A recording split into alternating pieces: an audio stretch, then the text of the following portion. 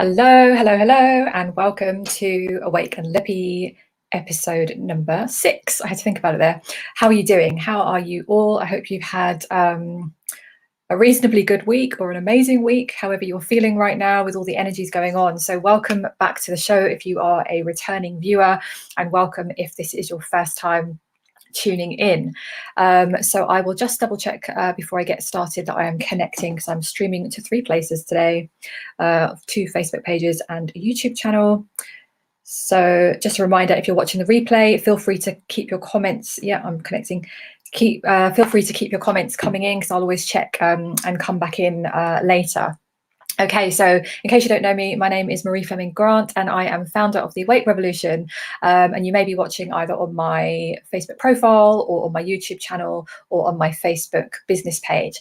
And I am basically here to help you drop the baggage, wake up the real you, and revolutionize how you think, feel, live, and create. So I created the Awake and Lippy show as a raw response to what's going on in the world, and it's just a place for us to explore current events, to talk about what we're feeling right now, explore some of the world issues coming up, and basically how to navigate through all of these crazy times, right? Because there's a lot going on. So drop me a comment below if you're watching either live or if you're watching on the replay. Feel free, as I said, and I'm just going to do one more check because just going to make sure it is showing up, and then we're going to get into what today's show is. So just bear with me 1 second. I'd just like to make sure everything's running smoothly. Okay. Because you never know with tech. So hold on. Let's just check.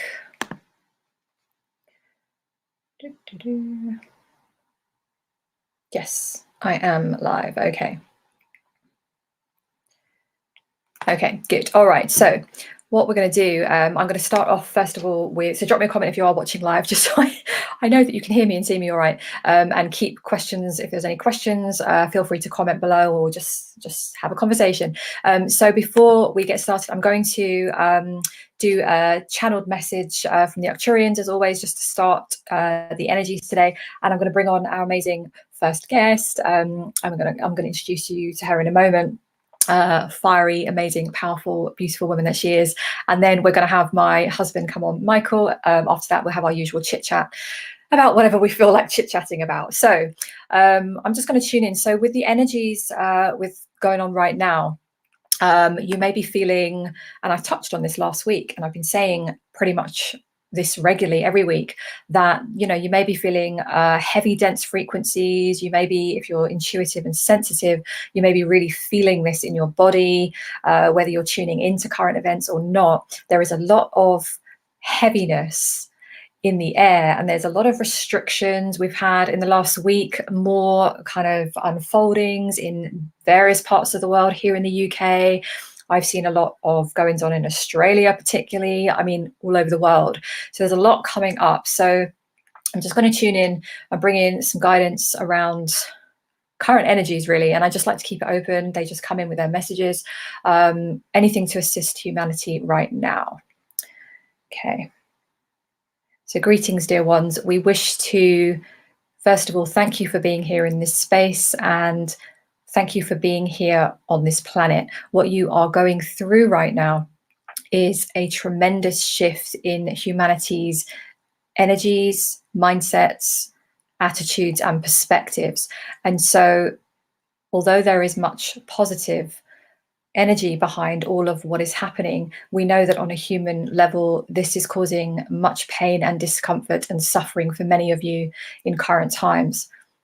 And so our message today is really one of comfort and reassurance, and to assist you as best we can. We know that many of you tuning into this message now or later will be humans with very open hearts, very open minds, and will be struggling with the hardships that you are facing in your choices. Many of you are feeling isolated in your choices, in your communities, and we wish to remind you that this isolation, there is a strategy behind it. You being a conscious, aware soul, You have chosen to incarnate into current times to really assist humanity's shift. And so on a soul level, there was much agreement around being located strategically on different aspects of the planet. So what you are finding, many of you, is a situation where you are feeling as if you are the only ones. You are feeling as if you are the only ones in your communities, perhaps in your families, perhaps in your social circles, that feel what you feel, think what you think, and believe what you believe. And so we wish, first of all, to commend you in your bravery, in your courage for being here, and standing your ground in what you know is your truth.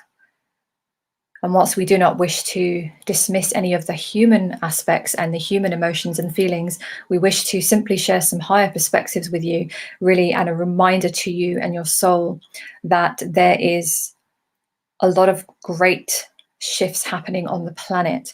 Everything that you are seeing is really an energy of dismantling. And so much of the systems that you know and that you recognize, you are seeing them starting to break down, starting to disintegrate bit by bit. And depending on where you are located in the world, some of you will be seeing this in a more of a severe way, and some of you will be seeing this more in a subtle way. And so we wish to remind you that every time you see evidence of chaos or dismantling, that really this is the first step in humanity's shift in fully stepping into a higher consciousness. And the creation of new earth comes from and through this, what looks like a chaotic and destructive process. And so we simply wish to remind you of this higher perspective. And at the same time, we highly acknowledge and honor each and every one of your emotional responses, the feelings that you hold in your bodies right now.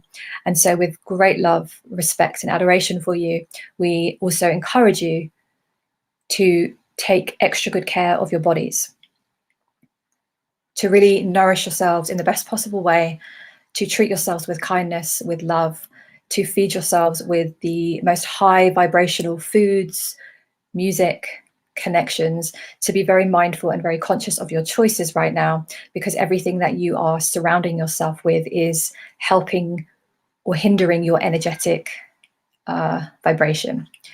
So it is just a reminder today of the importance of holding great love for yourself, and to do whatever you need to do right now to take care of yourselves, your loved ones, your family, or perhaps just yourself, and remind yourself through this process that there is a bigger shift happening. And we will return with more messages to guide you through this process over the next few months and beyond. And we send you much love. Okay, thank you. All right, so I love that message. And that's the message. I've been getting many of those. We've been having conversations like daily. I've been channeling.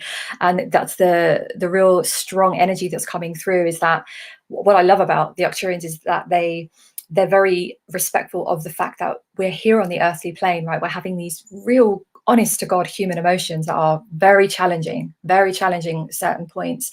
But at the same time, if we can start to hold, even in the back of our minds, these higher perspectives. And I very much dance between the two. As I've shared before, I can be very human and very pull my hair out and get in a rage and very upset. But I can also sometimes remind myself to step into that higher perspective. So I love the kind of two aspects, because what we don't need to do through this process is do the spiritual bypassing, right? Of pretending that like love and light, and yes, we're going through a great awakening, but let's pretend that none of this kind of bullshit's happening. And right now we're seeing a lot of stuff unfolding around with children and like the shots and all sorts of things. So wherever you are right now, I send you so much love as well. And I hope that just creating this space just to explore some of what's happening will assist you. So on that note, I want to introduce you to my lovely guest who, she's ready, she's here to discuss, and I'm going to introduce you in a moment, but let me just first of all tell you who she is, because I'm getting ahead of myself. So next guest is my lovely friend Cora Darlington. And Cora is a life and business intuitive, spiritual mentor and channel of the light and fire.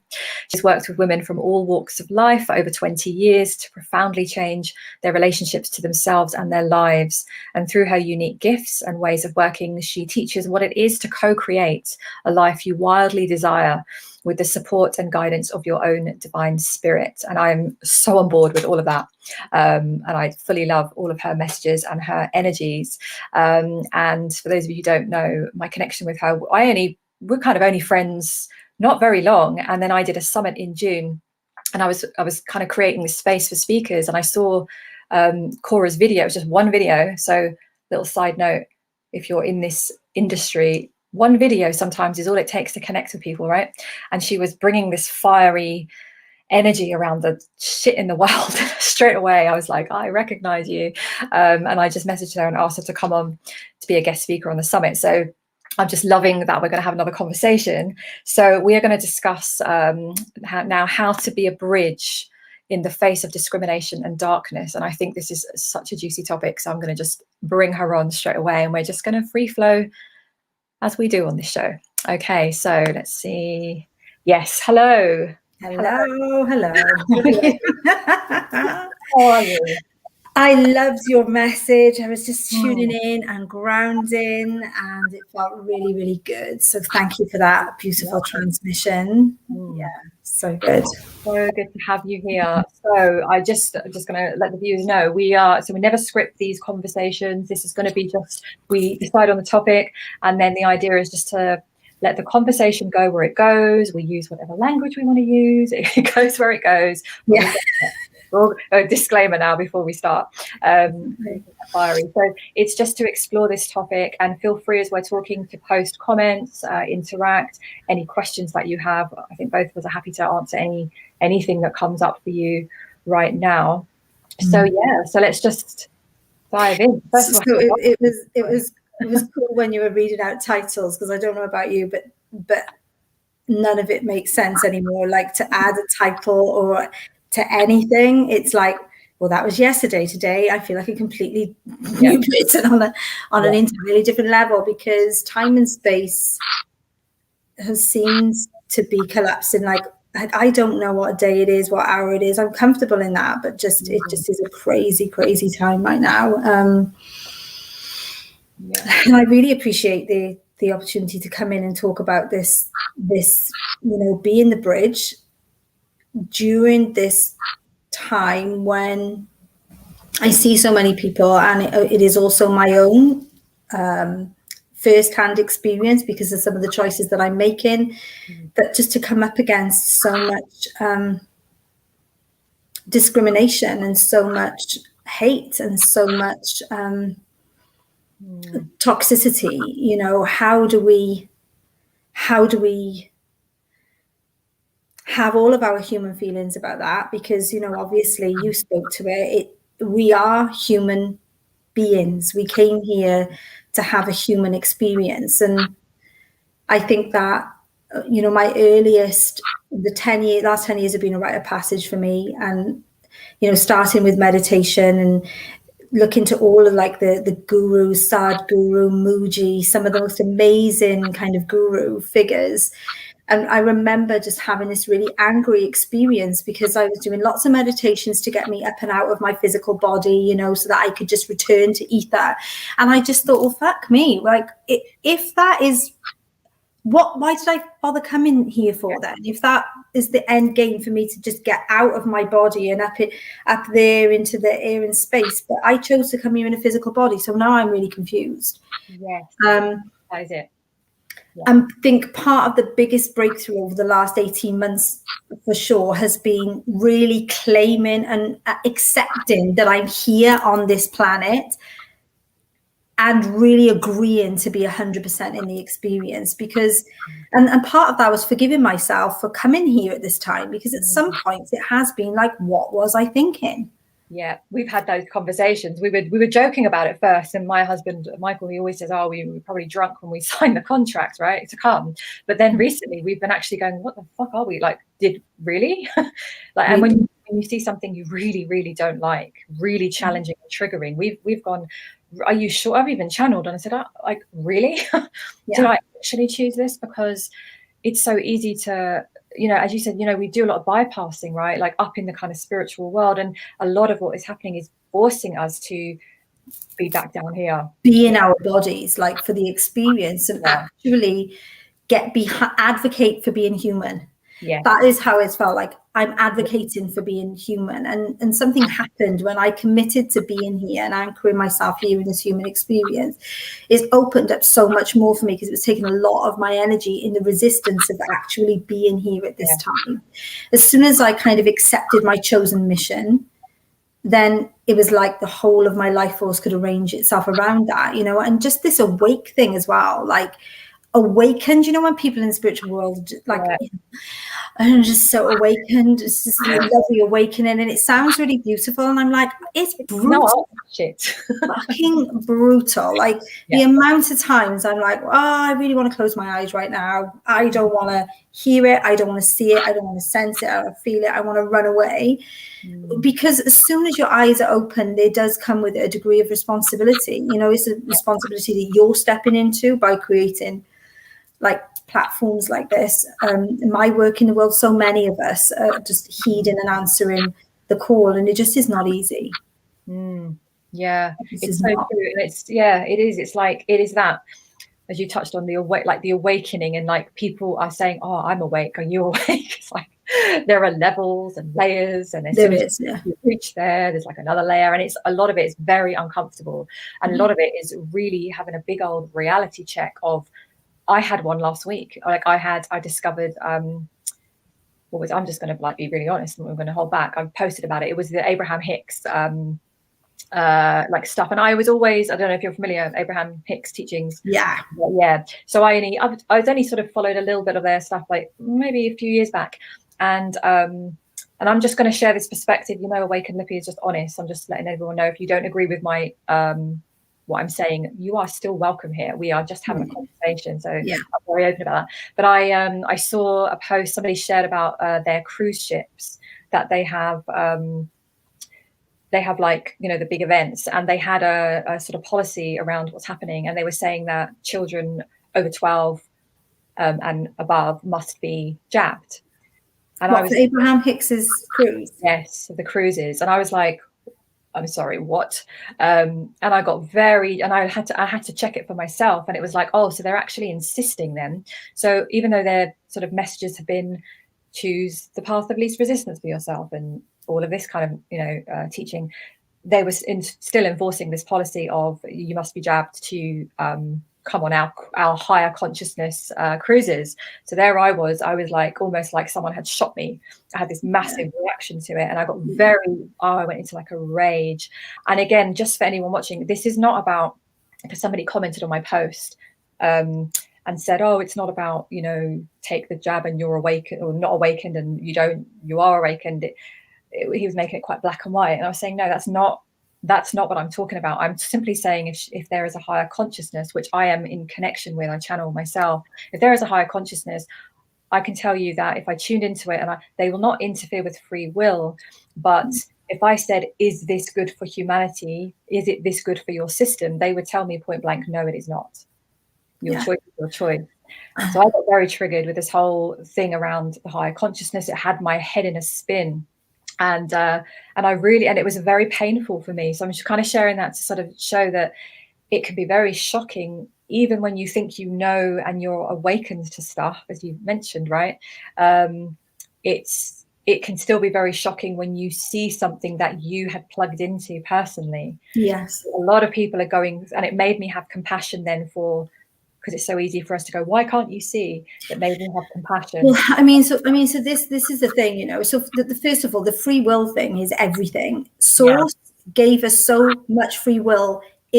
Source itself won't interfere unless we welcome that, right? So that's the truth. So for sure, you know that Source is an absolute stand for people being able to make whatever choice they want for themselves. So it doesn't even matter what the choice is. If we like even widen it past the situation that is going on right now, it is fundamentally wrong to take away anybody's freedom of choice, especially when it comes to the sacredness of their own body. I mean, that is the truth. You know, there is no excuse in the whole world and multiverse universe for tampering or making somebody put something in their body that they do not want to have put in their body. Yeah. I mean, that for me is just, that is black and white as far as I'm concerned. Yeah. You know, for me, I'm just, everything about that just viscerally in my body, I'm just like, that it's like, it's almost like a synapses disconnect, because that doesn't make sense to me at all. I'm thinking, why, how could that ever be the case, right? So as this is unfolding, and that is what that's the agenda, right? That is just completely and utterly mind blowing to me. But this thing, when we talk about, there's something going on around the biggest quantum leap right now. Let me try and get my communication around this. Is that the days are gone where we look to somebody outside of us, whoever the hell they are, to give us our own intuitive guidance. You know, it used to be a time for the guru. I do believe there was a time for that. Yeah. But this time is for literally an unplug of any other voice other than your own. Like, when it comes down to the decisions, yes, you can take in the stuff, you can take in the content, you can have respect for something that somebody's saying, you can have resonance with a person, but the time to just look to somebody to save you and give you advice is over. We are all having to learn to do the work, to remember who we are, you know, and relearn the skill of like listening to our own guidance and intuition, and we make decisions from there. That is the biggest thing that I must stand for. Yes, I've got a whole world of my own opinions, but even if that goes by the by, I'm like, my most heartfelt desire is that people are able to be self-referred, that they're able to be self-led. You know, and whatever your intuitive decision is, I can't possibly argue with that because it's yours. But when fear is making people abandon their own humanity, is making them abandon what they intuitively know is right and wrong, it's just making them throw it all out the window and do some crazy stuff, right? And so how do we be the bridge? How do we be the bridge when that is what you're coming up against, you know? And it's been super difficult. And I think for a long, long, long time, way before this, I did a lot of research and just a lot of immersion into some of the most amazing leaders in our history that seem to have this most amazing skill and embodiment of standing in their truth in a very revolutionary manner, but conducting themselves in like an eye of the storm, still, unshakable, peaceful, loving and compassionate way. And I've always been like fascinated with that, you know. For a while I was like, oh, what have they got that I haven't got? What did God give them that they didn't give me, you know? And I realized that actually that's available for all of us, right? That historical figure, that revolutionary figure, that is in all of us. And actually that is what is being required for us to find right now, for sure. Like Nelson Mandela, you know, Martin Luther King, just some of the most amazing people that have just done amazing things, but they've been loving. They never gave up their love, even though they were being fully discriminated against and murdered, actually, you know, is the thing. And just even Jesus, you know, like I was brought up in the Christian church and I had a really bad experience with it, and it made me just walk away from Christianity and the indoctrination and all of that. It's taken me a while to come back in, not to the religion, but to the mentorship and the teachings of actual ascended masters, you know, that were here at really difficult times in the world, facing some atrocities, and how did they handle themselves. And so what is interesting in my experience is, and I've witnessed for myself, is that when I experience discrimination, because I have on a lot of occasions during this period of time, I have all my feelings, and then it lights a holy fire in my entire being that I will not allow anything to make me hate another human being. It's not happening, because I understand that is the agenda under this, that we go to war with one another again, that we divide from one another again, that we find yet another fucking reason to be us and them. And it makes me like grit determined that the more pressure they put on for me to react in that way, the more heat they turn up, the more pressure gets put upon me. That my commitment to myself is I will become so loving in the face of that. Like, I will be that, and I'll do whatever I need to do to be that in the world, like as an act of revolution. And that is how I'm using all the feelings that I'm having, all of the injustice, all of the fury, all of the resentment, all of the anger, and being with it. And then the alchemy is, how can I use this to fire me up for more love? Like, you can hate me and nothing is going to make me hate you. I'm not doing it, because I understand what is the underpinning of all of it here, you know. Absolutely. Oh God, I'm so on the same page, because it's that defiance, isn't it? That defiance that, and I have the same. It's and I can rise. I can feel myself sometimes in the heat of that discrimination, and I can see posts, you know, we get triggered all the time. Yes. And I can see it, and then I see my emotion, and it's usually anger. That's like my go-to. It's like the anger will rise, and then it's like, when I examine it, it's exactly as you said. It's like, what is going on? It's us against, you know, them kind of mentality. And as soon as it's the awareness of being able to see it, which this is what we get to practice now. Because once you see it, exactly as you said, it's like you can just breathe and just step away. And then hopefully, you know, you will have some level of, I'm not going to play that game, right? I'm not. The amount of times I've almost posted something because I wanted to share some sort of message or information. And then when I've examined it, I've gone, but that's quite divisive. That's not what I'm trying to do here. So I won't, I'll refrain. So maybe I don't always get it right, but I try and. Well, I mean, none of us get it. None of us get it right all the time, and it is difficult because, you know, for a while I was like, if I post my truth, will it by default making somebody else wrong? That was the thing, you know, that had me censored for quite a long time. Yeah. And then when I could not be silent anymore, because I just thought that I literally cannot just say nothing. The precursor to anything I say is, this is my truth. It doesn't have to be yours. It doesn't have to be yours. And if what I'm saying is not resonant with you, then you do not have to watch it. Now, that just set me free, because I was like, it is only my responsibility to myself to speak my truth. It does not have to be somebody else's, but it's my responsibility to make sure that I hate the word authentic. If for some reason it's I'm like, some of the language I can't even. I just want to be the most honest version of myself that I can be. And you know, the reality of it is, when we're living our lives, truly sovereign lives, the byproduct is that we do piss people off.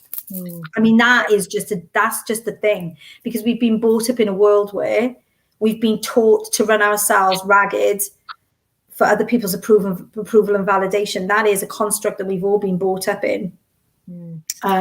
So as soon as you step out of that, it triggers the shit out of people. So you know that that's going to happen. The more you embody who you really truly are, you know, the more you're more visible to the attack as well. That is the other thing that I've noticed, and just have to be okay with that. Yeah, it's just finding peace, isn't it? Because I was like that. I was a little, like, earlier last year, I was, you know, I've been sharing kind of messages online for a few years in my business, but I was very cool to speak out about world events, and I was doing some careful editing. I was very aware of people's perceptions and perspectives, and then something just kind of happened where it was like, it was just an unleash. It was just like a calling or something, and like an unleashing of, this is my perspective. All I'm doing is sharing it, maybe strongly sometimes, but maybe with some fire, maybe with some softness. But it was like, this is my perspective. And it's just reminding to yourself that all you're doing is sharing. There's a different energy. You can do it with a very forceful, persuasive, you know, you're trying to get people to change their minds, versus I'm just sharing because it's my truth, right? And that's how you do. I feel that's the powerful, if you can practice that. Yeah. You know, if you notice, even with our kids, they're not actually listening to what we're saying. all they can actually hear for the most of the time is blah, blah, blah, right? Especially as they get older. They're not actually listening to what you're saying, but they are watching who you're being. Yeah. And so the most important work to do is to really commit to walking our own path. And as a byproduct of that, then we have the impact in the world and people notice that, you know. And when you try and convince anybody of anything, all that does is create like a resistance, and people just dig in harder into their sides. They just dig in harder, and nobody's really hearing anything, because the other thing about humanity is that we love being right. We absolutely fucking love being right. And I've noticed even in like the some of the spaces or some of the like feeds that I've seen over the last 18 months, you know, where somebody will say, mark my words, these are the things that are going to happen. And they outline bullet points of what is a dystopian, beyond horrendous outcome for the world. And what you can feel under there is I'm so right. And I think, do you want to be right about that? Yeah. Do you want to be right about that? Because there is about 1 million different timelines that are playing out all the time. And for anybody to say that they know how this is going to unfold is not true. You cannot know how this is going to play out, because this is a moment by present moment unfolding, and who we're being in this present moment is the thing that is gonna shape whatever timeline we end up in. So, but you see that people are so attached to being right, even if they're right means they'll work like. I feel, you know, I can remember early on just putting in one of the threads when I was still doing that. You know, we've all been through these stages where you just can't help yourself, and then you wish you'd not. You know, if you're so convinced that is going to be the outcome, then how come you're not just going home and taking a tablet and ending it all? Because what would be the reason for you to wake up in the morning if that is what your dead set is going to happen? We've got a responsibility to the next generation to be hopeful here, and we've got a responsibility to our own lives and the next generation to do every single thing that we can do in our power, you know. And that doesn't mean saving the world. Often that just means saving ourselves. Yeah, so true. And it's this whole, this is the message I've been getting constantly. I shared it, I think, last week, probably the week before as well. And they were giving me this analogy of the time, like, because we're so focused on when is it going to happen? How long is it going to take? Like, what month is this all going to shift? It's a long process. There are no times, there are no schedules. And they were showing me literally with how the timelines are. It's like, we're here in this moment. And for every moment, there are imagine all these like spider web lines, all these trajectories and timelines in each moment. As soon as we are in the now moment, there's more, and the now moment. So it's like fluid and changing. So that to me, that's a comfort, and that's a very positive like perspective and truth, universal truth. That because the way I see it is, even if I've been reminding myself of this all week, even if we're seeing these like programs coming in, especially around our kids, you know, our children, and that's the difficult thing, to navigate parenthood during this time. That's a whole other level of something, whole other thing, isn't it? The whole idea of like whatever's triggering you, it's like, even if you're seeing things play out for a little while that is unwanted, know that it's not, that's it, now we're on this track. And that's the mindset I think it's so helpful just to adopt, to say like, not to give up that hope, keep your defiance, and know that there's always multiple ways through whatever the hell is coming up. Yeah, it 100% is. And there's a couple of things around that. You know, I always use, when I'm starting to live in a non-linear time and space, and it's a very difficult thing to put any words around, language around, but it just is. I'm not experiencing time the same as I was. I just am not. Yeah. And so as I see this thing unfold, you know, we think in a very linear fashion. We've been taught to exist in very linear fashion. So we're like, what month is this going to happen? And we're going to wake up one morning and everybody's going to be awake, and, you know, and we're going to have brand new systems. And I'm like, I don't think any of this is going to play out in a linear time and space manner that we have been so accustomed and conditioned to live in. I don't think I think would be only for me, myself, let me speak for my own experience. I'm only just even really beginning to understand how how like this is, how this could possibly play out. You know, I'm probably not explaining it very well, but I just, for instance, I already see that I am living next door to somebody that is living a completely different reality and timeline to me even now. But we're physically living next door to one another. But their lives are very much grounded in fear and panic and anxiety and limitation and, you know, and all of that type of stuff. We're living right next door and we're not living that reality. We're not. And I think for a while, it really will be like that we're walking the same planet, but what we're experiencing is vastly different. Yeah, that's so funny. That was one of the analogies that the Arcturian channel, I think, I can't remember which show it was, and that was exactly that. So they're obviously talking about you. They were saying, you know, literally you can be on the same street. And so it's like we're not maybe many people are waiting to get to this place, right? To get to this ascension. We talk about ascension a lot, right? This ascension, this kind of new earth place, but it's like it is here right now. And that, I know as I'm saying that, it sounds very cliche, right? But it if you go beyond that, because it's been overused, I think, and I know, and it can be, the spiritual language can sometimes just get in the way. Yeah, it can really get in the way. But think about, this is an important point, actually. Right here. Okay, no worries. That you've triggered is that it's like the sickness that we've all bought into is, when I get over there, then it'll be okay. Or when I get over there, then I can be happy. When I got that job, then I will be happy. When I have earned money like that, then I will be enough.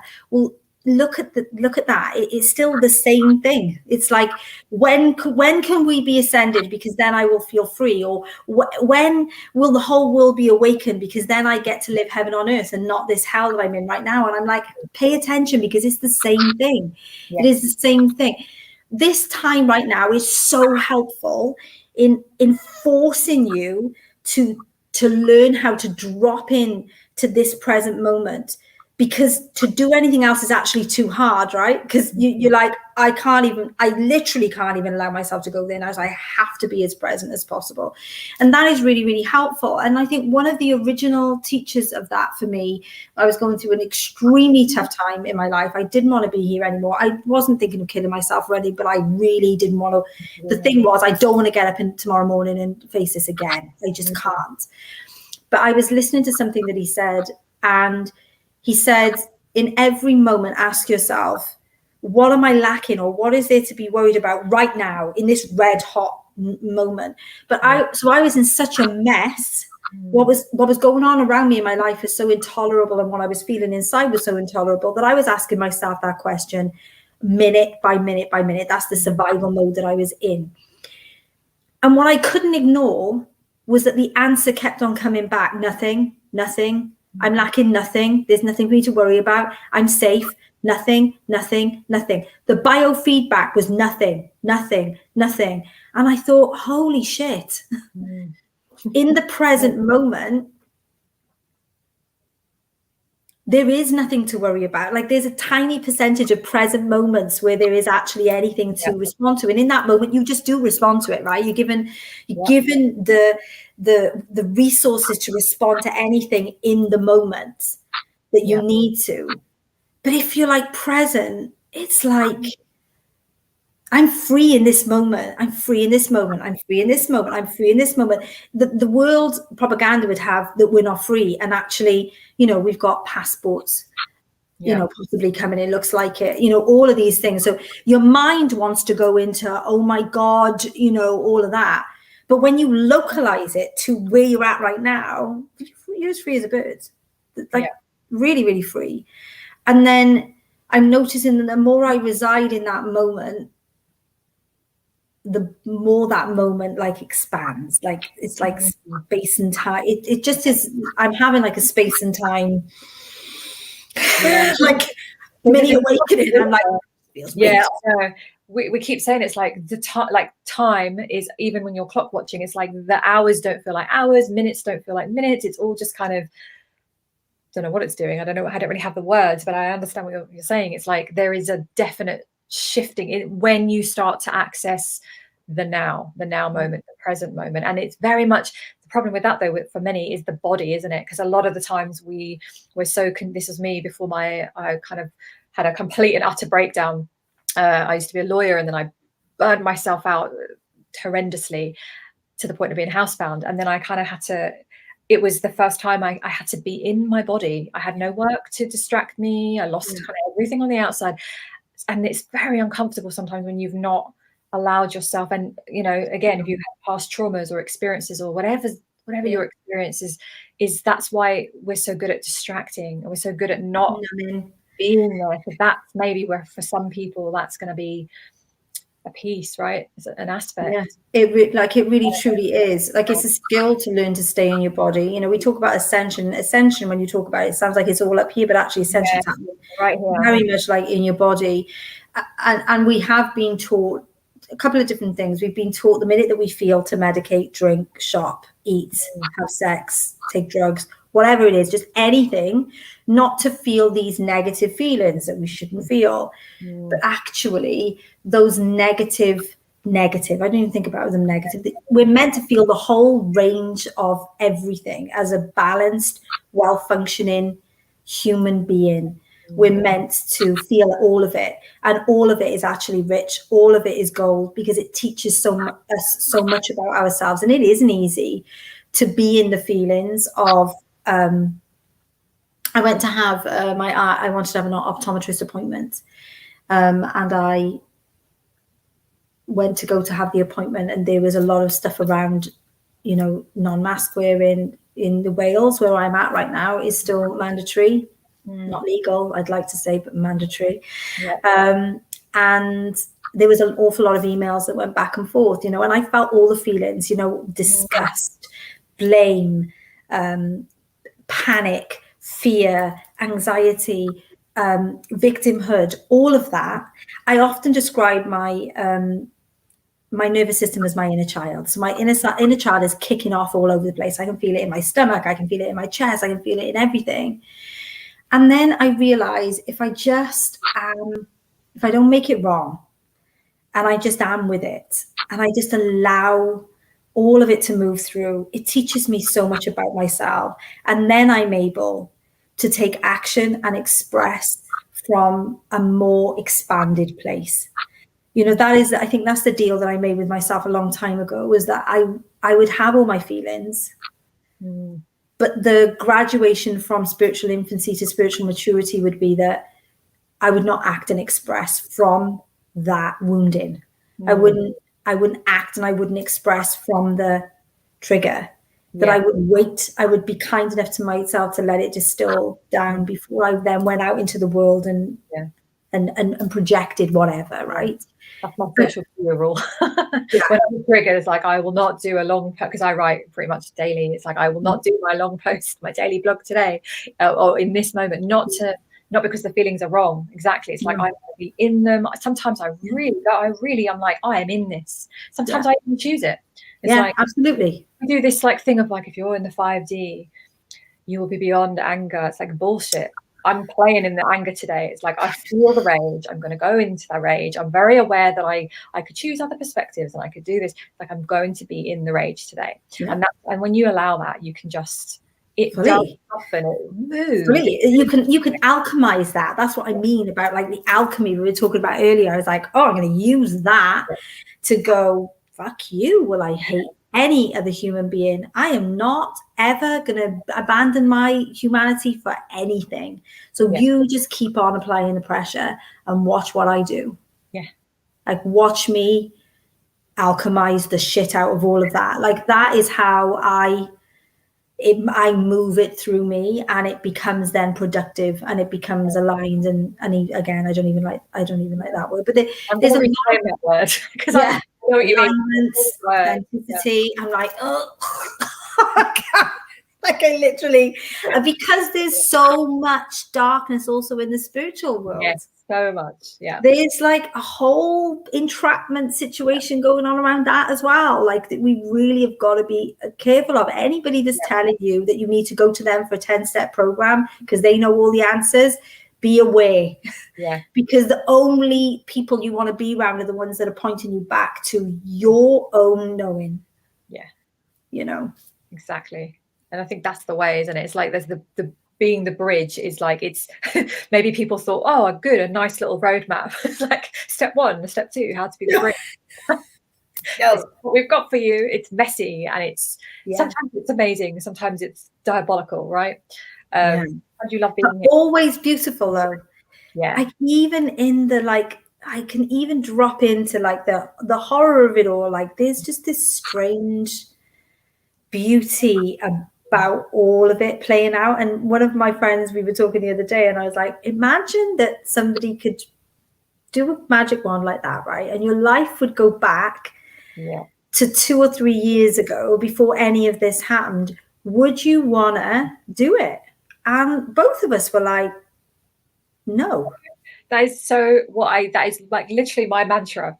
And I said it on a live stream before, and I was like, okay, when you're really in that moment of, I don't want to be here, just ask yourself that question. Just immediately, it's like, would you really though? Would you want to? I always say, like, go back to like February 2020, just before all of this erupted. Would you want to? Because look how far we've come, and look at the conversations that we're having, and the connections. And I do see a lot of that. I really do. I think I'm just wired that way, maybe, I don't know, but I can see it and I can hold that vision. So, you know, partly being the bridge is also maybe holding the vision when you can, not 24/7, but when you can, for the times that other people can't. Because this is what we're doing. The bridge is like moving, we're this in-between phase. We're not in the old structures the way we were, but we're certainly not in the lovely new earth, amazing paradise yet, but we're in the middle. So, and there's paradise to be found everywhere. You know, that's the thing. That optometrist, you know, I wanted to go in there to begin with and throw flaming balls through the windows, you know. And then I just thought, I remember what it's like to be in constant fear and anxiety. That was the first 30 years of my life. There we are. There's a valuable experience that helps me meet that person or those people in the abject fear and paralysis that they're in every day. And I for sure as shit can find compassion for that, because I have been there, not around this particular situation, but that was my keen experience every day of my life. So can I meet them with that and still stand in my truth? I absolutely can. So I was able to just really navigate that. I'm not gonna support their business. I'm not gonna go there and finding somebody else to treat me. But the exchanges were respectful and they were loving my end. And in the end, it was brought to this conclusion where they had their feelings, I had mine, and we just managed to find a bridge. We just managed to find the bridge, like the commonality here, because there is a commonality for all of us. We all just want to be free, and we all just want to feel loved. There's so many common threads that we all share, no matter where we're at. You know, because even right now, no matter what your choices are, and I always say, like, I'm very vocal with my choices, but I'm not. I still want to connect with people. You know, if you have a different view to me, that's fine. But it's like, I lost my train of thought now. I completely forgot what I was going to say. It'll come back to me. Oh, what was I going to say? Oh yeah, it was about. Oh yeah, I watched a video yesterday about. People, it was like I can't remember where it was. It was like this library, and it was a group of people, and there was this whole movement around the common law. So I'm yet to kind of really explore that. They were standing under common law, and they had these 2 police officers come in, and I expected, I partly didn't want to watch it because I thought, I don't want to see it breaks my heart. I don't want to watch that. But it was the most beautiful exchange. It was like these 2 police officers, they just listened. Reluctantly at first, but they did. And then this guy with this group was just saying, we're standing here under common law. He cited all this stuff off. He explained what they were doing. They were not breaking anything under common law. They explained that the police were out of their jurisdiction, that they were not serving the way that they had sworn their oath. They articulated it beautifully, but it was done with such calmness, beauty. It was powerful, but it was quiet and respectful. And I played it, and it was like 8 minutes, and I just thought, it just uplifted me. It's beautiful, of what was possible. That's the energy, right? It could have been so confrontational, but it was just so powerful. Beautiful, leave you in peace.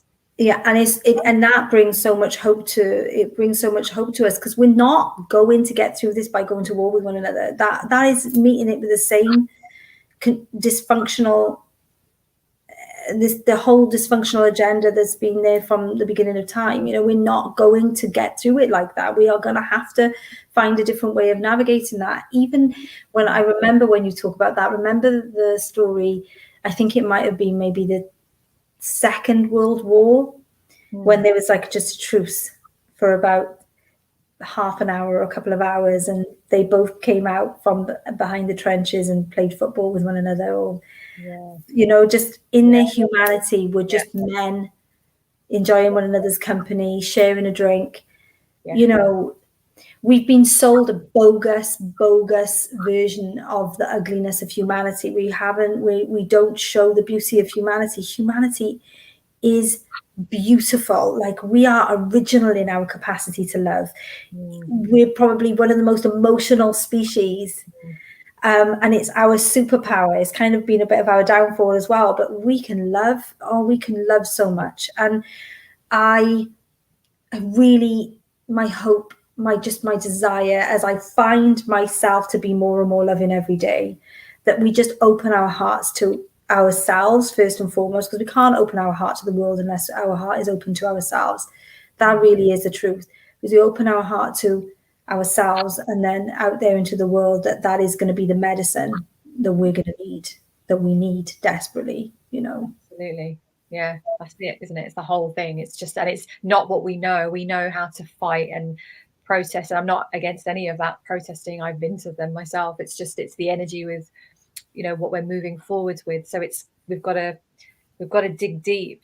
We've never been here before, the way that we're doing it, and it's new and it's beautiful and it's awful all at once. And we signed up for it. And my inner being constantly does this, right? As you can tell, it's got a sense of humor. Goes, I'd like you to remember that you were unbelievably excited to come. Like, you've lived a lot of lifetimes to make sure that you were here at this time. There is a part of you that's unboundedly excited about it. Yeah, I know. And it's like, okay, sometimes I really feel that, and sometimes I'm like, I'm not sure. There must have been a mix up in the paperwork. But I love this conversation, and I just love that it's like underneath every, I think that's what I was going to say before, underneath all the differences of our opinions, and, you know, we don't all hold the same perspectives, we all have an intention. Really, our intention is the same, whatever side of the fence you're on. It's like, we all just want to get through this. We want a peaceful, loving life, and we're all doing the thing that we feel is the way forward. So that's kind of how sometimes I sort of act as the bridge. It's like reminding myself, and I don't always do this, I'm not saying I do, but when I can, I just remind myself that even if they're saying this, it's completely opposite everything I stand for, and in fact it feels like it's opposite of freedom to me. They, underneath what they are trying to do, is they're trying to navigate this, and they're trying to create something better. No, I don't believe there are certain entities on this planet who have a very different agenda. But humanity, most of us are just really wanting to do the best that we can, and we only know what we know. And the polarities, you need the polarities. You have to have this. Darkness is allowing the catalyst of a lot more light. So consider that the people that are here, everybody's playing their part in that, in the experience of this ascension. You have got to have this darkness, deep darkness, for us to, you know, really find the light of who we are. There's like this parable of the little light. I think I'm not going to say it well, but it's like there was a little light saying, I am the light, I am the light, I am the light, in amongst all the other lights, you know. And you know, I really want to experience myself as the light, and the almighty light said, well, to do that, you have to go into the darkness. You have to go into the darkness to experience your light, you know. And I'm reminded of that. How can we experience ourselves as light if there is not darkness as the polarity, you know? So all of that darkness is making this ascension, this evolution possible. And so everybody is playing their part, right? Every single person is playing their part in this whole thing, this whole play. There's playing out, because that's the other thing. We came here to play in this game. Yeah, and it is. We just don't feel that it is, but it really is. We'll get it later. As we're kind of leaving this incarnation, but yeah, it's like it is. And sometimes we enjoy it, sometimes we don't, and that's okay. Yeah, it totally is. Yeah. So thank you for sharing all of that. I think that was really. I know we could go on. I could have 3 hours. I know. Yeah. And we've got some other conversations, I think. So definitely, I'd love to. Yeah, come on again. Especially the parenting one. If you haven't about that. The parenting thing is for real. Because I don't know about you, but for myself, I can ride it all, and I'm just like I'm in it. Me and my husband were talking about this.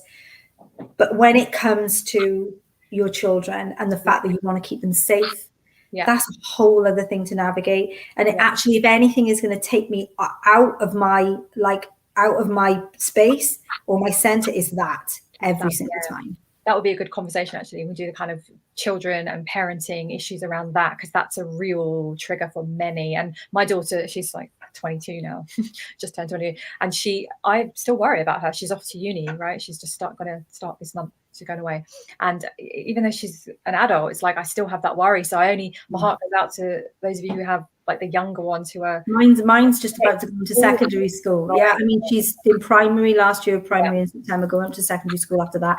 We're looking at her not going to a mainstream school, and more than that, we've always interacted with her as the sovereign being that she is. You know, she teaches us, we teach her. There's very much a sense of equality here. That's how we've been with her. But she is having to navigate being in school with a lot of kids whose parents are making very different decisions, you know, and like helping her to have the resilience and resources around that, because it's difficult for a 10, 11-year-old mind to process all of that. Let's maybe explore that. That would be really, I think that'd be a really good conversation, and many people need to just open up the space to talk about it.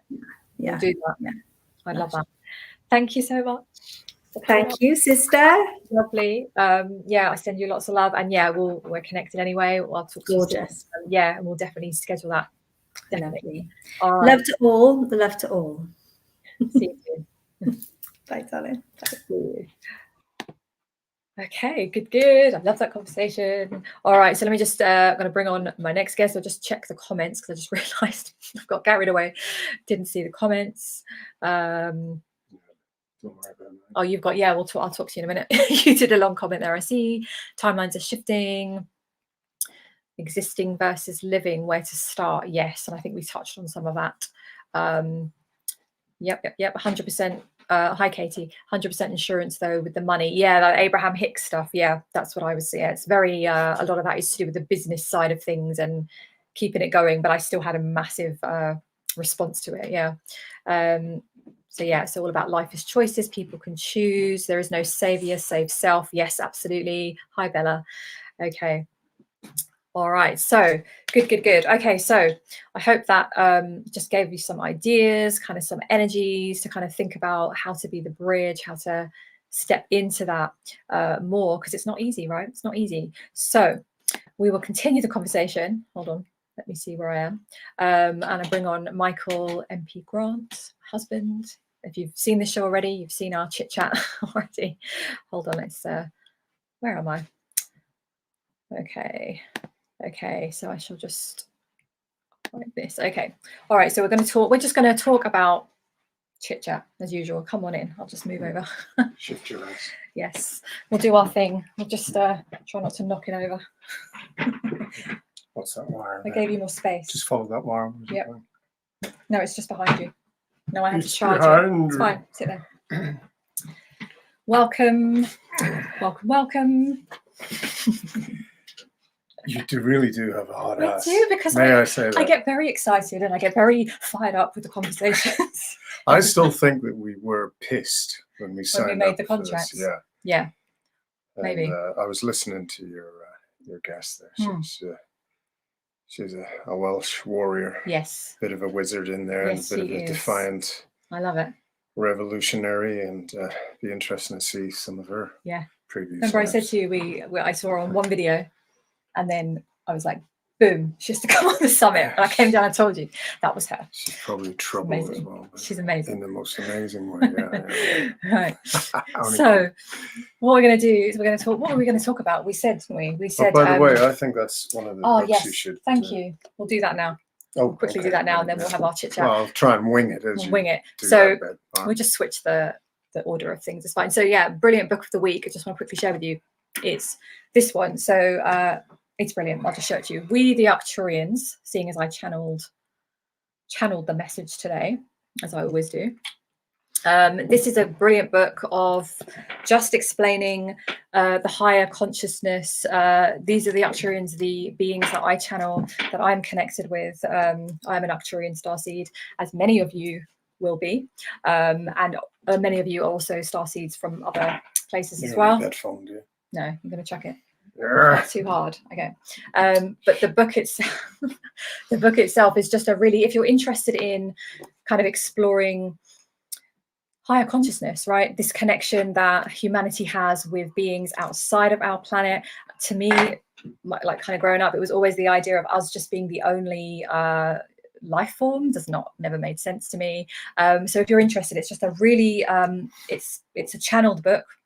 And it gives you a lot of information around kind of the society that they have created with their higher perspectives. And it's the one that we are moving into through this messy process. But we can learn so much from how they live, how they create, how they have their family units, all of these amazing stuff. It confirmed a lot for you, it didn't did, you? As you yeah. were reading it, you Really were did. smiling. You said, right, okay. It was like a recognition. I get that. Yeah, that's true. It was so powerful. Blah, yeah. So I just want to share that with you, if any of you. Yeah. You to me. We really, I don't know. I didn't set this up properly. Anyway, there we go. So there you go. So we're going to talk. So we just wanted to do like 15 minutes, kind of wrap it up. But we wanted to talk about we say 15 minutes. It's like 45 minutes later, we're still talking. We have to check the clock when we're talking. Morning, noon, or night. Yes. We live because 2 hours is like between 5 and 7 minutes for us. It just goes. But we're really going to do 15 minutes today. We're going to be like really structured. So we were going to talk about we were talking about how to get through this time in a strong way as possible, right? In a strong double malt whiskey. In a strong way as possible. Do you want to explain what happened today?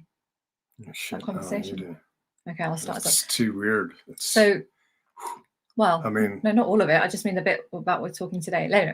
Right. So we were talking about how to get through this in the strongest possible way. And we started talking about how to like toughen up and how to, like tap into this resilience to get through these really challenging times. And then one of the things that came in through our conversation, and I did a little channeling earlier, was this idea of actually it isn't about moving through this with necessarily a fierceness and a push through and a like force yourself. A little element of that, yes, because we'll still need that determination, but it was also the other aspect of really opening your heart space, right, and really going at it from your heart. And we touched on this conversation earlier today with Cora, and we were talking about this, we just touched on it, but this idea of opening up from your heart space. And I just think it was really great, like what happened today. What if you want to share, because from your perspective, being like the warrior, right? Yeah, it was so powerful. It was very, very emotional. It sort of it was very, very emotional, and really hit me quite hard. I've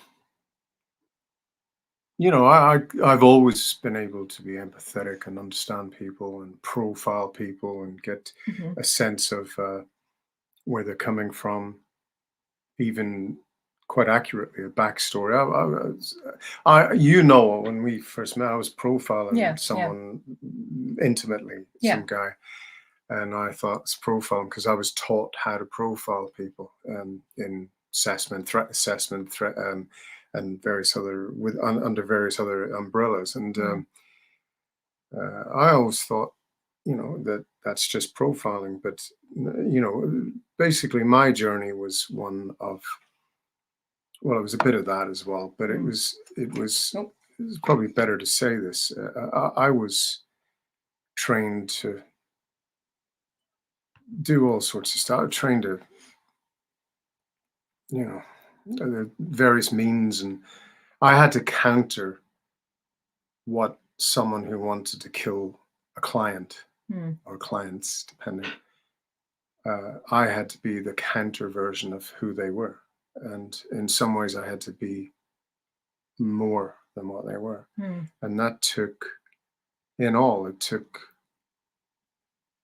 between 2 and 3 decades. It took 20 years of war initially, and then it took maybe, took ongoing at least another 2 decades as well, ongoing at least that, and then 41 years of martial arts. So my impetus, my focus, my knowledge, my hunger was all about, not just to be better than a sniper, which I was an award medal winner, champion, all of that, and all these like weaponry and so on. But I had to be tough. I had to have more hate in me than the devil in some ways.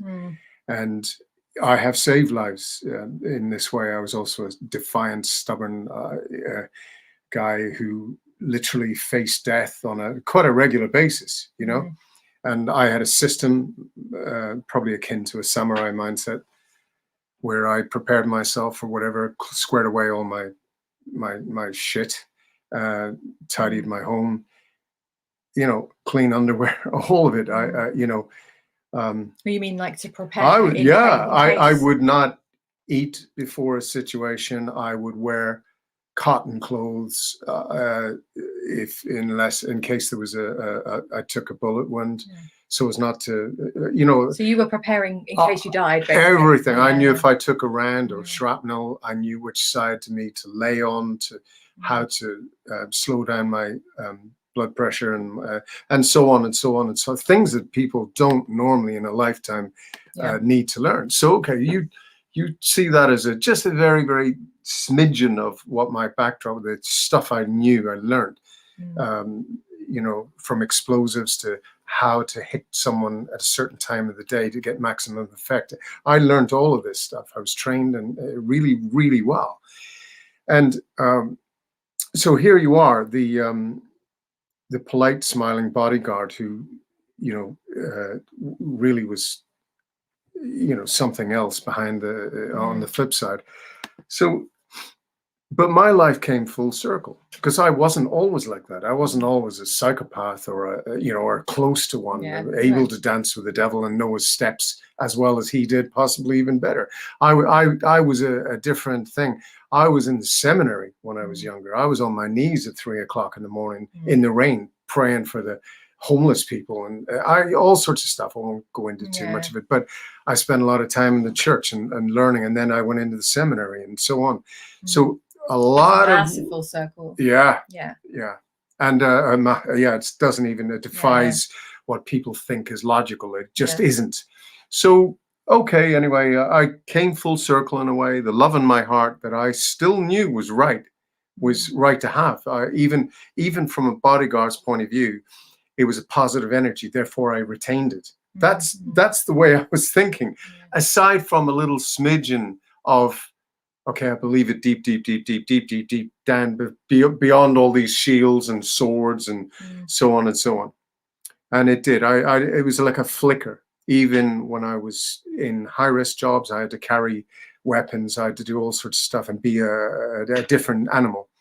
Like that, I could switch. And I had to be that guy. I was doing those jobs that were high risk, and I didn't have any choice. But I see now that was part of the course. It was part of my path. So a lot of stuff began to come back, and it was a process. I wouldn't have met you. I wouldn't have been ready for you if I hadn't have been on that path and hadn't have cultivated it somewhat myself. There are no shortcuts. A lot of the shit you have to wade through, you have to wade through, right? So no one can do it for you. I think your friend said within the first 10 minutes that no one is coming there to save you, right? So, I got that. I'm extremely disciplined guy, you know, really disciplined, and I was able to just crack on with it. So when I met you, I was there was a decency back in me. I had just left that kind of life and was just starting to unwind from it. Come down off all You of it. saw all the night sweats and the screaming out at night and the shit reliving stuff. You got a bit of a dose of that for the first while, but now that we don't have that, right? Yeah. So okay. But I'd given like 24 years in one way or another to this country, but I hadn't given any time to me. Yeah. And what I mean by that is the essence, the soul essence of me, which ultimately for all of us is based in love, deep love with an intelligence far beyond anything we know on this little circus, this fleeting little circus that we're on, right? So much so that we have to do it over and over and over because we're bloody stupid. So, you know, no matter what words we use, what platforms we're on, a lot of people are there by the grace of cosmetic shortcuts. I say cosmetic. You know, they'll last for so long, and then, you know, they'll melt, and invariably they do, right? And so we were on a process, both of us, of finding out about ourselves, reliving our childhood, reconnecting with that essence again, which again is based on love. And I can do all sorts of things as you can, but this was probably the hardest thing I've ever done. Because I had to go through all sorts of processes and gauntlets and labyrinths and Rubicons and goodness knows what, as you did in part, probably half the time to deal with me. But anyway, you know, and then we kind of rubbed off on each other, and you did get a bit tougher and I did. a bit more resolute. You got more diplomatic. I got tougher. Yeah. We balanced each other. I turned into a woos, didn't I? No. Well, I want to bring it back to today because actually with all of that, right, with everything you've shared. And I digressed, didn't I? Yeah, but that's okay. This is Awaken Lippy. So with all of that, you know, and it is interesting to hear that because it's, you know, people may not know that they don't know you. It's like you have this background, you have this like warrior, you've done all these like kind of hard things, right? Like you've had to fight for your literally your living, right? This is what you were doing. So to kind of come back into the heart space, this is why I think for you to be the sort of example of this is very powerful, because I think we are needing this with like men on this planet right now, like men giving other men permission, right, and to making it okay to you know, drop back into the heart space without thinking, oh, it's like soft or whatever. It is it takes a lot of courage to be able to do it, right? And I just wanted to share that when we went out today, it was the fact that we saw, and again, we're not getting into the judgments around this, but we saw a woman who had been like she was really coughing. She was really coughing. It was the one of the deep coughs that you're just beginning to hear in this country and probably others. And we knew that she was on a certain path, shall we say, that she'd made certain decisions. We don't need to get into that now, but it's like certain decisions, and she was on this trajectory. Her health was visibly deteriorating, and she was just really coughing up, and we're in a shop, and then we ended up. She got embarrassed. She kind of got that's right. Self-conscious. Yeah. So because we were there and other people were there, she was coughing, and then she kind of got really self-conscious because that's the climate we've created right now, right? You can't even go out there and sneeze because people are thinking you're like contaminating the space. So this woman was like, "Oh, I'm gonna get a drink of water," and she kind of went out the back, and you're just gonna have to put your leg over my leg. Yeah, just sort of put your leg over. Keep the steady on. So I try to avoid. I didn't set it up right. No, that's fine. Okay, now I'm going to balance on you. Yeah, so we left the shop, and that's when we came home and we talked about it, and that's when you said your heart you were like really emotional about it. What did you feel? We went into the forest. Oh yeah, we went. What did you feel about her? What was the thing that came up? I understood exactly what she was thinking and why she reacted the way she did, and she was embarrassed, and she was trying to normalize the situation. And she said, "Oh, I'll just have a glass of water," you know, as if she got some dust in her throat or whatever. Yeah. But I could feel, oh man, I'm even upset now. I could feel the awkwardness and fear and embarrassment, and because she saw how we reacted initially. I reacted literally as a bodyguard. I mean, I was there in that for nearly 20 years. So that's instinct is still there, where I reacted, yes, and we made the decision to walk out, and we made our way to walk out, because I then sussed that, hold on a minute, this place is a bit thick with this sort of this vibe and this atmosphere, and the pathogens they're not talking about, which they will do later as they use it. It always comes out, but in these shops and stuff, particularly the smaller ones, and then you have various energies which are involved with it as well. But anyway, we walked out, but just before we walked out, I just did a turn, and she had just timed it well. Oh, can I have some water? Just a bit.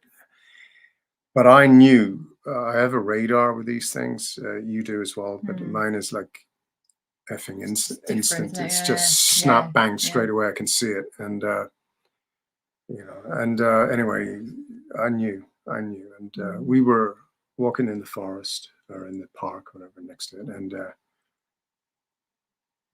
what was it? We came back. No, it was at home. We were talking. Yeah, so we came back from it, and then you started channeling. And the thing that struck me was that you were really upset. Feeling it, and I was very upset for it. I still am. Yeah, you can feel it now, can't you? Yeah, I can feel it of you. And you just kind of. I've 20 years looking at dead people, guts and blood and head coming off and hair and sinews. I've heard the shots that killed him and been next to the shots that nearly killed me since 3. So. And I'm still upset by this woman. I feel like crying now. But this is where it's powerful. So you were, with that in mind, right? You've seen a lot of stuff that most of us have never seen, right? And this experience, I know a lot of stuff as well. They should have killed me a long time ago. And this experience really, really impacted you. So when I tuned in, and we talk with each other, and then I'll tune in and channel, and we just have these like amazing sort of dialogues. And the Arcturians they assist us, and they were explaining certain things, and I was asking, wasn't I, about what is this response? And what they explained was that you are feeling this on a much deeper level, because now, even though you've had your experiences, they were saying that your heart chakra is very, very open. Arcturian intercession, very powerful. And it was like, and then they explained the power of having your heart space open. It's very, very it's courageous, because we go through this planet most of the time, and we do this, protectively. I've done this in the past as well, of like, we close up because we don't want to get hurt, we don't want to feel too much, we were very protective of ourselves, so we close this space.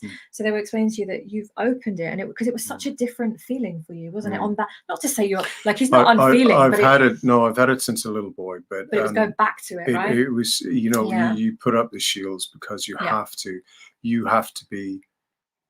be what I was trained to be. You couldn't, there wasn't room for that. You had to be actually quite cold and extremely decisive, and and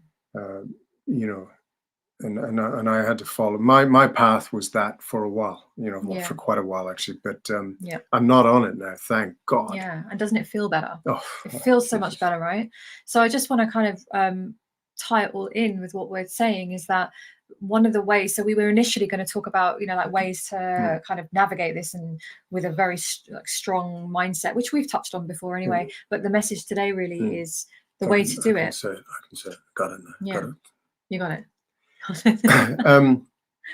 There may be some self-identified toughies and whatever, right, out there, and male, female. But right now, I'm particularly addressing the guys who are military trained or currently serving, home office, guys who are fighters for a living, including bouncers. I've been all of these things. And what I would say to you guys is your toughest selection, your toughest call, your toughest catter and challenge is to not acquiesce, but accept the love that you, at one time or another, your soul contracted to come here to rediscover or to connect with others with and evolve and heal and all sorts of stuff that we don't know the exact details of. But there was a calling, there was a need. You volunteered on some level that, again, isn't clear to us with the details, but you did. We all did. In the same way as people who took the jobs, for example, have, in some cases, if not all, have contracted to do so as well for different reasons. And that was the point, something we've learned recently. So complex, for different reasons. It's so complex, as is love, as is putting that love in your heart and in your soul. The two are connected. They're inseparable, right? For you to have taken on that gauntlet, that challenge, you really are tough. You really are something very, very special, beyond anything that anybody has. Alexander the Great, nothing compared to, because he didn't do that. He fell short at the end. His true colors came out. But you are magnifique. You really are. You are something else. And it's not easy. If it was easy, we would be in some sort of utopia already, in fact, a long time ago. And the hardest thing you can do is to accept, embrace, and celebrate that love in your heart. It is the joy of an artist, of a composer, of a pioneer, and of a champion. And the likes of which even the angels would be applauding. The Arcturian High Council, Royal High Council as well. And they do applaud. Yeah, they do. They genuinely do. Actually. Yeah, we are delighted. They applaud delighted. us, you, for being here, for being courageous, and we're going to say it again, today's show is signing up for this, choosing this incarnation, because the fact that you're here during this crazy period in humanity is very, very courageous, because you didn't have to. And I think that's it's just something for you to remember. You know, and Katie, you asked earlier about where does that confidence and belief come from. I just spotted that right now, but it's like tapping into this remembrance. That's where it comes from. It's like really tapping into yourself on a soul level. Because once you do that and you understand you actually made a deep level soul choice, there is more to you than this life, right? We are an accumulation of every single lifetime that has come before, all of the gifts and talents and everything. Some interesting ones. Oh, and you've had lifetimes where you've had, we know this, right? And but this is to you too. You've had lifetimes where you have experienced most amazing, incredible things, and you've stored all of that knowledge. So even if you don't think that you know it, you do know within you. So this is where you can start connecting inwards, quieten the mind, and just give yourself space. And so the message today really is that opening the heart, right? Opening the heart chakra and not being afraid of that. It's freakier than opening up your heart is freakier than learning what you were in previous lives, what you did. Yeah. Right. And that can be freaky. That can be something else. Opening up your heart is a whole it's tougher than than all sorts of things. It takes courage, because it's putting your defense down, right? And that you're trained not to do that. Yeah. Right. So that makes sense. That's right. You're feeling that.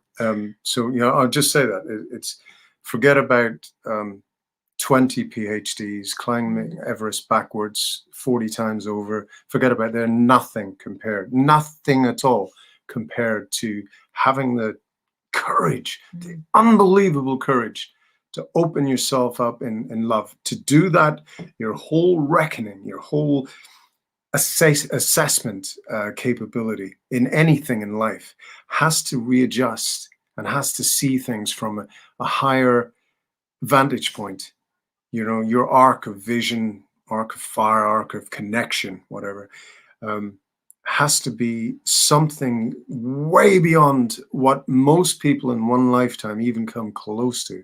And yet you're being invited, you've contracted to come down here and give it a bloody good go.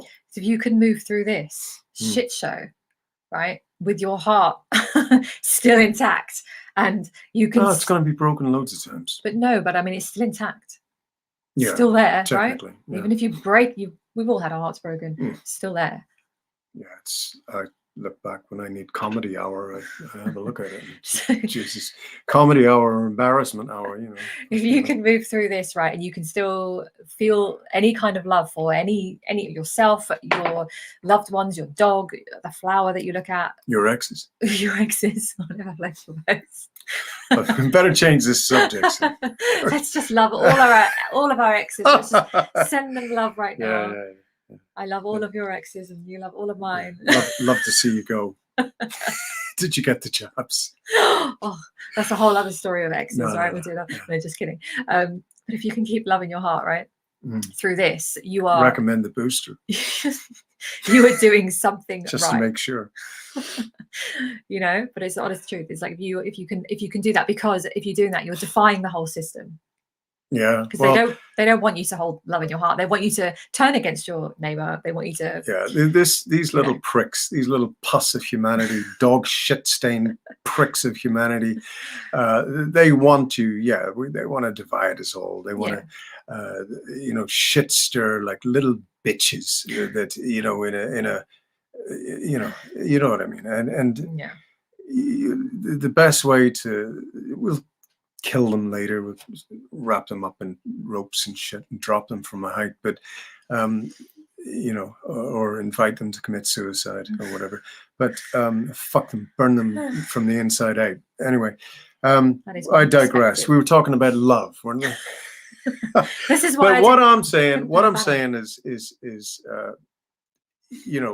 this divide and conquer bullshit. It's so old. It's so 80s. No, it's so cliche that, you know what, it's worth it not doing it. Yeah. I remember one of the I said the training up, but one of the best things I ever did was work on a door. A young Irishman, feisty, sort of 17, 18 stone, could punch bags off walls, and with I was all up for it. I was angry and all this shit. And best thing that ever happened to me was taking a breath, taking a back step, and just deciding to look at that man in a different light. Some might say in a loving light, or in a loving manner, or whatever it was. And I did. It took a while, but I did. And it wasn't very long before I would observe them put their head down when I put my hand on the shoulder, or empathized with the fact that they'd lost their job that day and their girlfriend left them because they had an argument. And she called him useless. That basically he was no use to her anymore. And he was hurting. He wanted to have a few drinks to forget. And if he had a fight, he would receive pain. It would help him it would take away from his focus from the pain he was in. Yeah. And I realized this. In some ways, I understood it. I actually understood this guy. I had a lot in common with him, right? Because I put myself in pain's way 1,000 times for maybe similar reasons. And all I had was empathy. And you might even say it extended to a form of love for my fellow human being. And of all the modules and catters that I did over the years, with the kind of people I did them with, there was one moment. That was one moment in particular that changed on a door. That changed It changed a cornerstone of my whole thinking, even a springboard or blueprint, whatever. It really changed me deeply. And I was able to look at people, and they could see that I was looking at them and through them. and I was seeing through the bullshit that they were trying to stir up at any given time. And I would be the one to bring them to the bar, make sure they got a pint on the club or the pub, and I'd sit with them for a few minutes, and I'd connect with them in love, in whatever I knew still that I had. I brought whatever it was to the table, literally, and we sat down. That's such a good approach. And I would never have hassle from that guy again.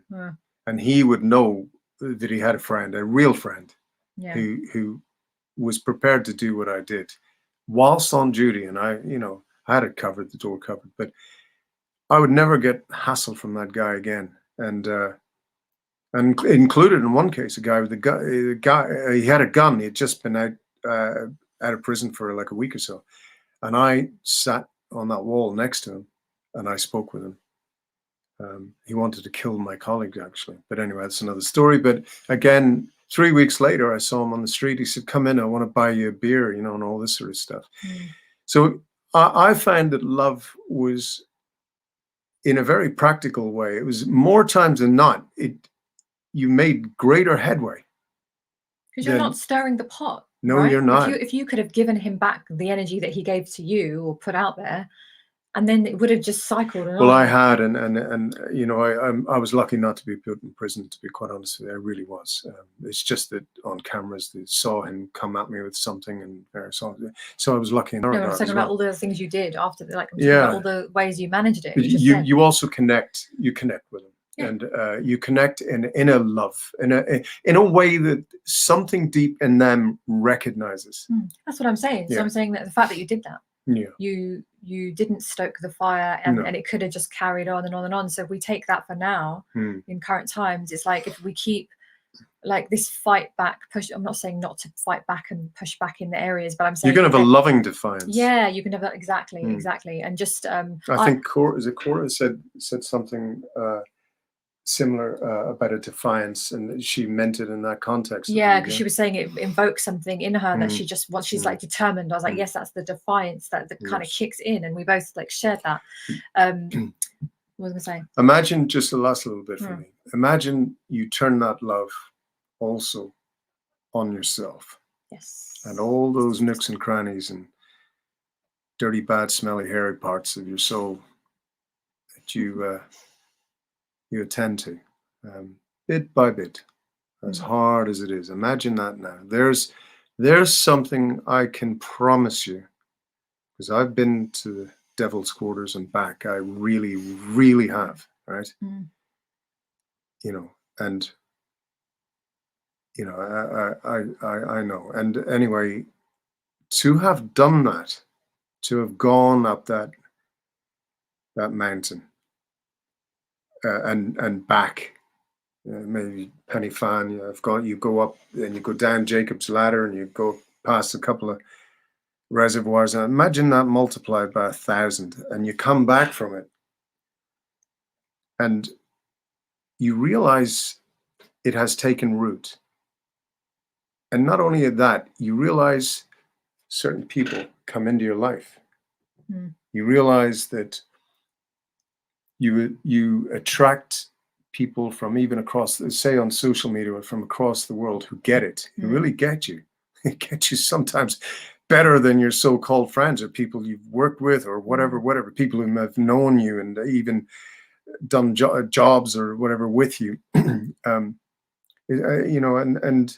perhaps if you do writing or whatever, there are going to be people who resonate with you for many, many years from all across the world, because they recognize that same brand of defiance and love that you have cultivated, that you have stopped and made a human 3D to 5D conscious decision to prevail with and represent and connect with fully.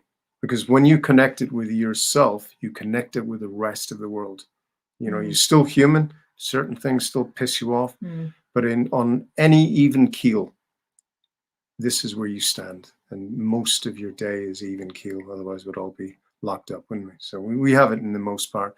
And in that most part, if it is based on true love and resonating with true love, and you've come that way, you've you've been now that warrior and a half. My experience is that great things come to you. The most magical, wonderful, loving things come to you. Even if you don't fully believe you deserve it. And they do come to you, because love is, they say love conquers all. It sounds a bit corny, spit, but it is the truest, and I don't give a shit what anyone says. It is the truest, most unique and special and powerful energy there is. And what are we but energy for a fleeting time or whatever? Yes. Words to that effect. Words to that effect. That's why I think it's powerful when you say it, because not to stereotype, but it's, I just think it's powerful when somebody like you can share that. Well, I do, because of what the kind of guy that you are, and we're going to change that, that energy, right? That the idea that we have about people. I've now decided to channel all that stuff into books and novels and stuff, and much better, much more cool. I can have a cup of tea with it and everything, my feet up. I don't need to be doing power punches or weapons training and all that shit. Yeah, it's great. I prefer. Yeah. Oh yeah. No, we'll do some stuff. The odd thing here and there. But that's just therapy these days. That's just another thing. Exactly. So, love. Just trying to see where some grenades and shit. Yeah, you need to let off steam every now and then. Let's not pretend, 5-point check on the Law 94 anti-tank missile. It's all good fun. All good fun. So, on that note, we'll wrap it up. And Shah, you said, but you still send them love, right? I don't know which category of people you were talking about. Maybe the exes, maybe I don't know, but yes, yes is the answer. And on that note, we'll send love to everyone. We're going to send love to all of you. This is going to hurt, isn't it? Yeah. I'm in the mood. I want to send love right now to everybody who is the same mindset of me, everyone who isn't, people who have been vaccinated, people who haven't, people who like this message, people who tune in and don't, people who are in connection with me, and people who watch silently and do not wish to comment. And I know that happens, and that is fine. And I genuinely do send you all love. It doesn't mean I like you all, but I love you all. And I think that's the distinction. Sometimes we don't have to like what's going on. We don't have to like everybody, all these players that are doing all these things in humanity right now. But if we send the situation love and we try and hold that in ourselves, this vibration that you were talking about, that is going to be the most powerful thing. So, yeah, it's the coolest vibration. It is. I remember when I was in the seminary back in, what was I, at 18, 17, 18, I think. Yeah. And this guy, this French, Ray French guy, Scottish guy actually. It's the alarm going off. Leave it. We're going to wrap up in a minute. It's just going off. And we were all gathered together in one of the study rooms. This is back in Dublin, and he says, "Right, the liturgy today is about love. All right." He was a funny. I loved that guy. Yeah. Yeah, I loved him. I don't know what's happening. See, love. See. Yeah. There you go. But that's before I had to train to be a counter assassin, and all assassins can love too. Yeah. Adopt an assassin. Counter assassin. Counter assassin, sorry. Anyway, that's too. Anyway, thank you, Shah. Thank you. Thank you. Thank you all. Okay. We love you. Love you all. Right, on that note, we'll wrap it up. Awaken Lippy, episode number 6. And next week I'm going to do the live channeling session. So we're just going to take cover again. Questions, answers with the Arcturians. We're going to get perspectives. So send me questions, topics. Fuck yous. Whatever you want. And we'll try and get some clarity, some high perspectives around what is going on, and also how you might navigate it and whatever else, because this is just so insightful. And powerful and loving. So loving. Right, on that note, we shall see you next week. All right, take care. We'll see you then. Yeah. Oh, and thanks for joining. Thanks for watching the replay.